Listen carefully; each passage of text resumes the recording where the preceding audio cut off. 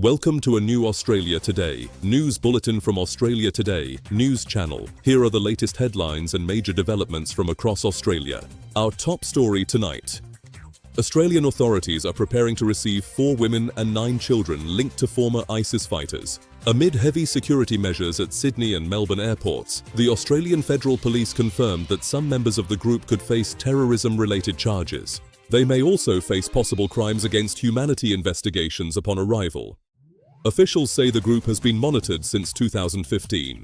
This is part of a long-running operation targeting Australians who travelled to Syria and Iraq during the rise of ISIS. Security agencies stated that investigations are continuing, while returning children are expected to receive support programs for rehabilitation and reintegration. To the Northern Territory, public anger continues to grow following the tragic death of 5-year-old Kumanjayi in Alice Springs. The Northern Territory government has suspended 3 child protection workers after reports revealed multiple warnings about the child's safety. Police found the young girl's body near the Todd River several days after she went missing. A 47-year-old man has since been charged with murder.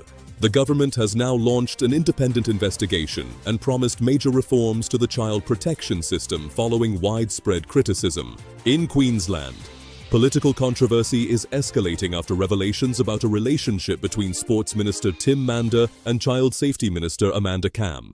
Reports indicate that Premier David Crisafulli had known about the relationship since the opposition period, despite earlier statements suggesting otherwise. The Labour opposition has accused the government of attempting to cover up the issue, while both ministers insist it did not affect their responsibilities. The story has triggered growing debate about transparency and accountability inside Queensland politics. And in Tasmania, health authorities are facing criticism after emergency patients were transported to hospitals by taxi instead of ambulance services. Tasmanian Health Minister Bridget Archer defended the practice, saying medical staff make professional assessments to determine whether taxi transport is safe and appropriate for certain patients. However, opposition parties argue the situation highlights serious pressure on Tasmania's healthcare system and a shortage of ambulance resources. The controversy has sparked renewed debate about healthcare funding and emergency response capacity across the state.